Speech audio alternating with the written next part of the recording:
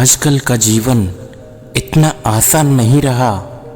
इंसान के जीवन में कभी दुख तो कभी सुख आते हैं, लेकिन कहीं ना कहीं इंसान अधिक तनाव में रहता है और इस तनाव के कारण ही वह इंसान अपने आप को जिंदगी में आगे नहीं बढ़ा पाता है। आज की इस वीडियो में हम आपको तनाव से मुक्ति पाने का तरीका बताएंगे, इसलिए वीडियो को पूरा देखिए। एक बार की बात है, एक साधु महाराज अपने एक शिष्य के घर पर ठहरे हुए थे।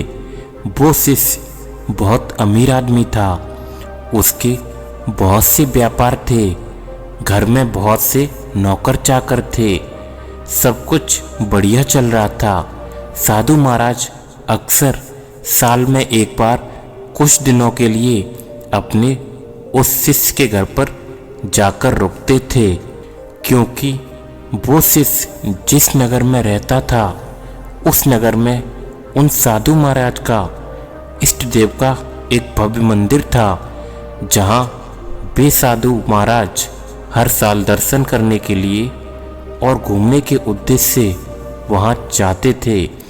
इसलिए वो जब भी मंदिर दर्शन के लिए जाते, अपने शिष्य के घर पे कुछ दिनों के लिए जरूर रुकते थे।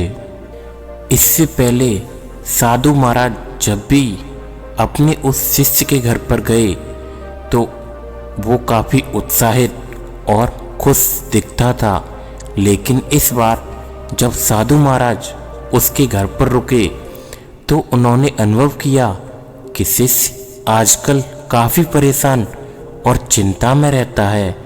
साधु महाराज के शिष्य ने कभी ऐसा उनके साथ व्यवहार नहीं किया था। साधु महाराज ने शिष्य की पत्नी से पूछा कि ऐसी क्या बात है, आजकल तुम्हारे पति काफ़ी चिंता में रहते हैं।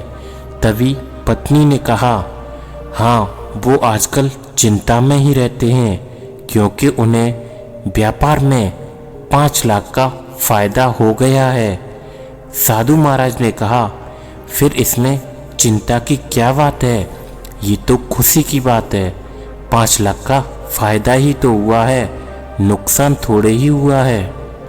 ये सुनकर पत्नी मुस्कुराई और बोली, हाँ, लेकिन यदि आप उनसे चिंता का कारण पूछेंगे तो वो यही कहेंगे कि मैं इसलिए उदास हूँ क्योंकि मुझे व्यापार में 5 लाख का नुकसान हुआ है। ये सुनकर साधु महाराज आश्चर्य में पड़ गए। उन्होंने कहा, ये क्या बात हुई, तुम तो पहेलियाँ बुझा रही हो। अभी कह रही थी कि 5 लाख का फायदा हुआ है और फिर कह रही हो कि 5 लाख का घाटा हुआ है।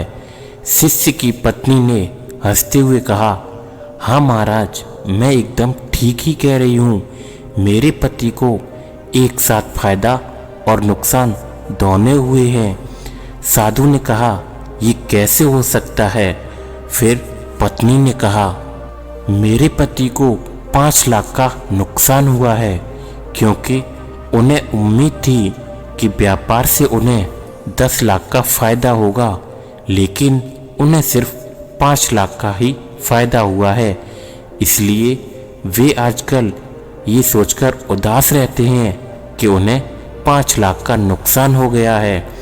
साधु महाराज को ये बात कुछ अजीब सी लगी, लेकिन जब शाम को शिष्य साधु महाराज के पास बैठा हुआ था तो महाराज ने उससे चिंता का कारण पूछा। तो उसने कहा कि क्या बताऊं गुरुजी, मुझे 5 लाख का नुकसान हो गया है। व्यापार में 10 लाख के फायदे की उम्मीद थी, लेकिन फायदा सिर्फ 5 लाख का ही हुआ है। ये सुनकर साधु महाराज मन ही मन मुस्कुराने लगे और सोचने लगे कि इंसान का ध्यान अपने 5 लाख के फायदे की तरफ नहीं है, बल्कि उस 5 लाख के नुकसान की तरफ है।